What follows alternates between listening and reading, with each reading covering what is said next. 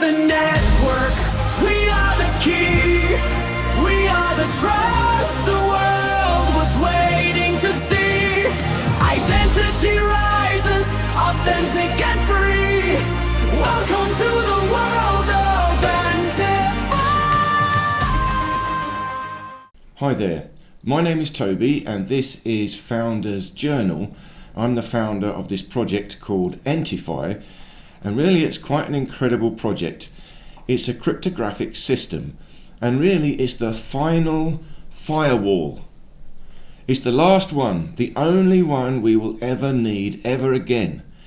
Because when this operating system gets going, when we are operational, all our hardware is out there, it will change everything. Cybersecurity problems will become a thing of the past. It flips the whole thing on its head, because the security is based on hardware, not software. At the moment, everything out there is software, and it's spread out all over the place. So it's very weak, it's vulnerable. What we're doing is bringing things back to a central location and taking it offline. So now your private key, your private cryptographic keys that access everything you need online are yours, and they're kept offline. They never go online. There's no way of inputting them online. The only way to access anything is by the physical touch of your card to your phone, or the physical touch of your phone to another interface. There must be physical contact in order to access anything online. And in fact, it's a security system that accesses anything. It could be a doorway, a vault. You must have this physical presence, this hardware system to access anything. So now you don't need a password, you don't need anything to get online, because all you have to do is touch your card or touch your phone to the computer. Again, we have to have our own hardware, our own computers, so we'll call them laptops, or station, a larger computer, a server, but it has to have this hardware system that verifies you by touch. That's what makes this so clever and unbreakable. That's the foundation of everything. And so because of this, we can protect anything. And the most important thing to protect is identity. When you think about it, everything else follows from there. Your security online is based on you. All your data, all your websites, whatever, your banking, all of that is based on you, your identity. And we don't have one. That identity is spread out. Each institution, each corporation, each government, they create a profile for you, and it's spread out all over the place. It's fragmented. Your identity is fragmented online as it is. That is the basic problem. So we are integrating it together. And because we can create this integral identity and take it offline, now we've got perfect security. And when everyone sees this, the whole world will change. And we can do so much with this. Not only can we prove ourselves, we can prove any physical thing, because we can tag it, and that tag is an offline key. Offline, it's not on the internet, and that verifies the object. So I use my phone to touch the object, and now I can verify what it is, its authenticity, and who it belongs to. So this is the first part of the system, technology. We've developed this high-level cryptographic technology. So that's pretty much done. Now the problem is when you start dealing with identity, when you start dealing with ownership, authentication, now you're moving into law. You're moving into legal.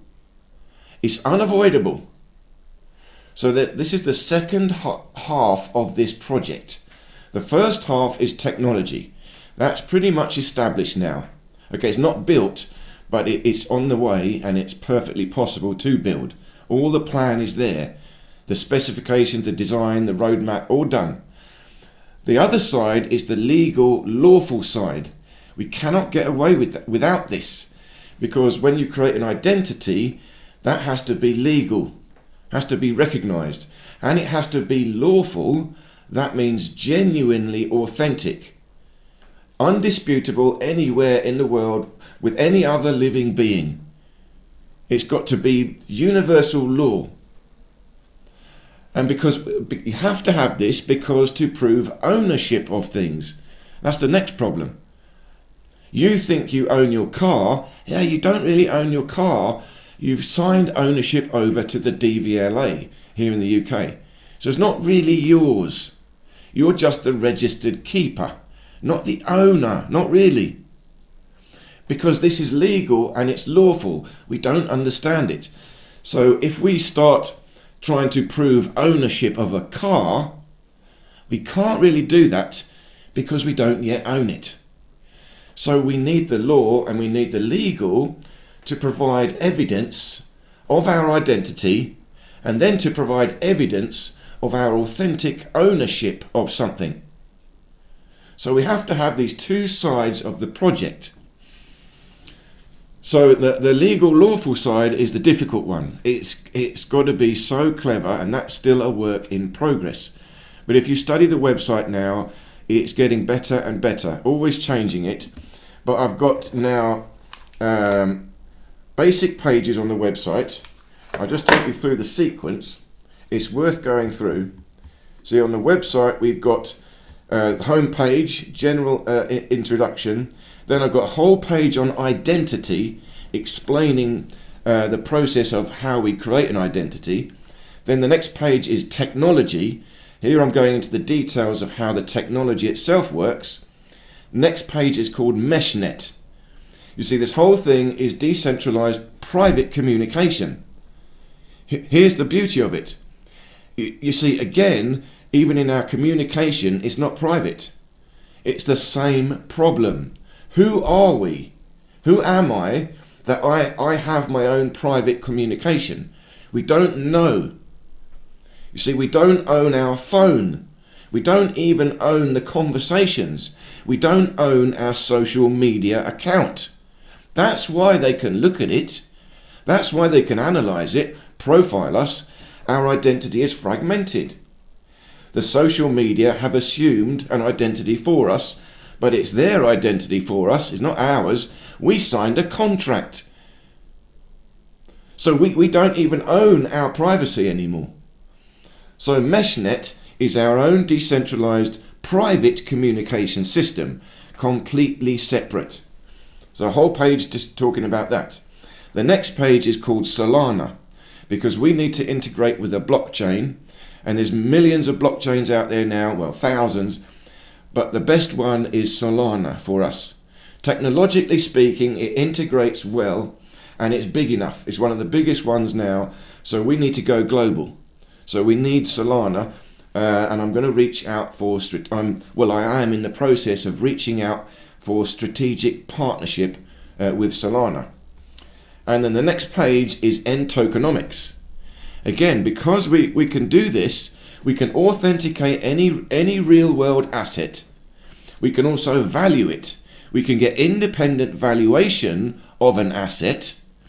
And because we can authenticate it 100%, we can now tokenize that into value. We can create tokens, the ENT token. But the ENT token is not money. No, it's not crypto. It's simply a token of authentication. So the value is in the asset. ENT token is just the digital token of it. But because we can prove ownership of an asset, now we can prove identity, now we can create tokens of value in our ecosystem. So that's ENT tokenomics, and it's very, very clever. That whole system is a completely new, beautifully simple economic model of stable value, because the ENT token is going to be valued in gold, but not the fiat currency, not the value in dollars. No. It's valued in the quantity of gold. 1 milligram of gold is equal to 1 token. Now, what does 1 milligram of gold value? We have to redecide that now, because then every single asset on the network will be valued in ENT tokens, which means milligrams of gold. Now that changes the whole economy. This crystal here of mine, I could tag this and make this my asset, provably belongs to me. Then I have it independently valued, and now it's valued in milligrams of gold. So there's a lot to this. That would change everything. The next page is called allodial. So that goes into more detail of ownership. True ownership is allodial title. It means you own it outright, no dispute. But in order to do this in the real world, the ENTIFY system is completely decentralized, but it's going to take a long time to build it up. So we have to create a structure, a bridge, a beginning to get this started. So now this is where we're moving into the law and the legal. So far it's all technology. Allodial is now law. We have to create a centralized private trust. And that is a central organization, an entity. It's not legal, it's private law. So we can do this, but we need this to administer all the users of ENTIFY until we have a big enough network. We need a lawful structure that will be recognized and understood so that we can start proving our ownership of things. Otherwise, we don't know. Like I said, your car, you think you own it, is complicated. You have rights, you have user rights, but you don't quite own it. It's so complicated, legal and law. So we need this structure to help prove our ownership. Then the next page is called firewall. Now, firewall is again about the legal interface. See, first we need a lawful interface, this private trust structure, and it's called the allodial reserve private trust or administrative trust. Then we have the real firewall. This is a public company, and we're going to call this IPC Limited, Internal Processing Center. And in fact, it's already created. My good friend and team member Hugman in Sweden has already created this company, so it's in process, and this will be the public facing company. So now this is the legal structure. So the legal structure interfaces with the lawful structure, the allodial reserve trust, and we need the legal structure to interface with the external world, with the banking system, with the legacy systems, with other blockchain systems. So this is a buffer. Now this is the real firewall. This is the real protection. So not only technology will keep us all anonymous. Even this company, IPC Limited, will never know any of us. We still remain anonymous to IPC Limited. But IPC Limited is the front line. So we can all remain completely private inside the ENTIFY network because we have a public face, IPC Limited, and that is the legal structure that allows us to interact with the world. Then the next page is called ENTIFY World. Now that's the one where I'm talking about what would happen once all of this stuff is working. What is the end goal? And really it's a very different world. We can create an abundance economy, change everything. And remember, cybersecurity becomes a thing of the past. And in fact, crime, theft, all of it reduces. The larger the network of ENTIFY, the smaller the global crime. It's absolutely serious what I'm saying here. This is not fantasy, utopia. No, this is architecture, technology, and legal, lawful structure. It's a real design. This is an architecture that can do this. It's the first, and I believe the only, realistic solution to everything that's going on.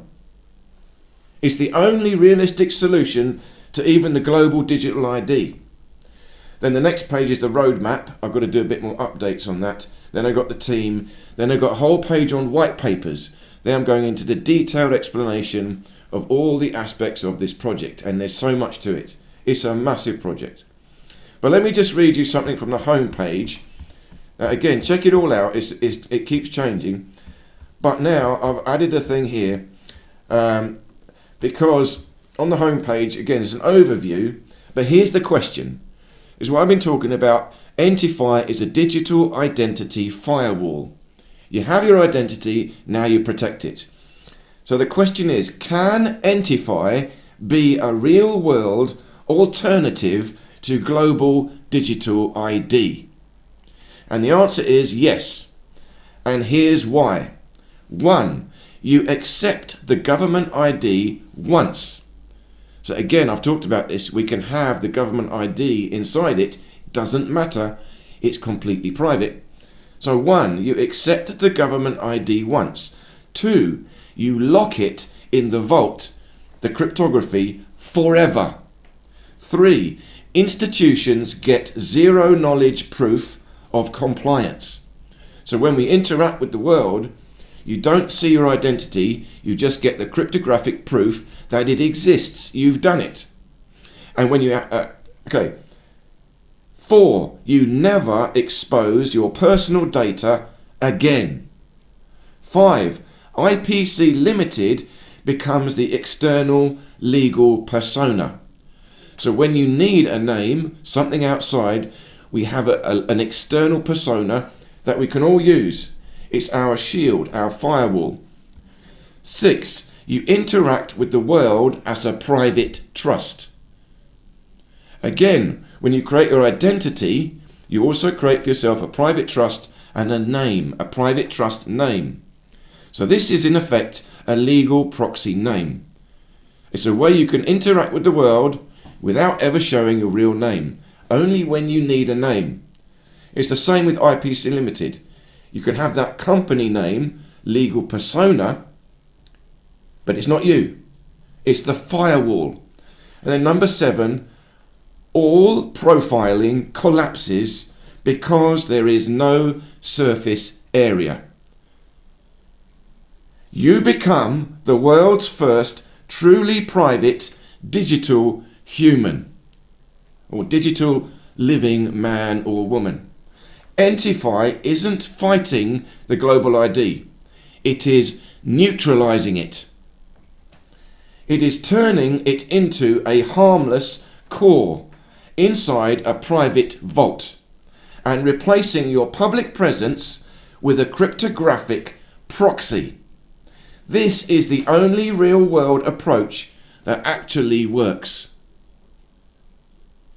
We have got the only realistic solution to the global digital ID, and it's because we're not fighting it. No. We're accepting it. We're accepting it. Oh yeah, I can't wait. Give it to me.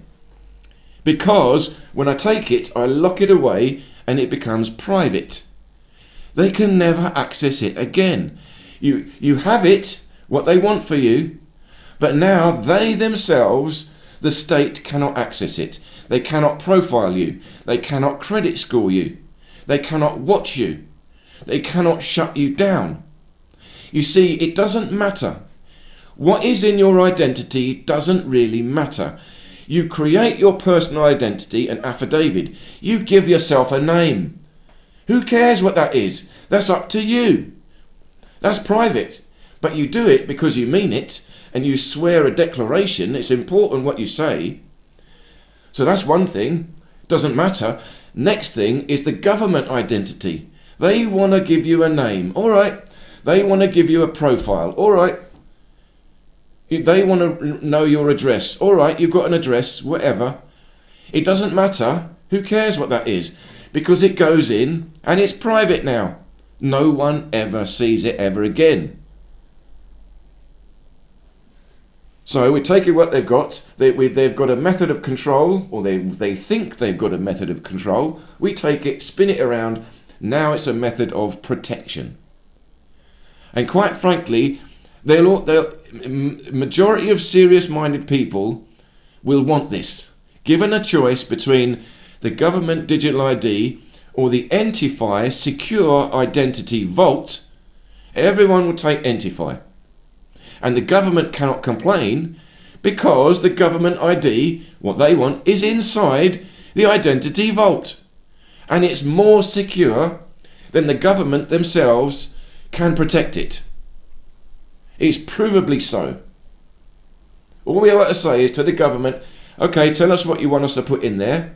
And if they say, no, you can't put it in, we must have it, then we say, okay, well, can you prove to us that your method of securing that identity is better than ours? Because we can demonstrate our method of securing the identity is better than yours. No argument here. It's the last final firewall. And once we've got it, everything changes. So thank you so much for listening. I hope this made sense. Please do leave me any questions, comments, or suggestions. This is still a work in progress. That's why this is a journal. I keep updating. So thank you so much again, and I look forward to seeing you in the next episode of Founders Journal. We are the network, we are the key, we are the trust the world was waiting to see. Identity rises, authentic and free. Welcome to the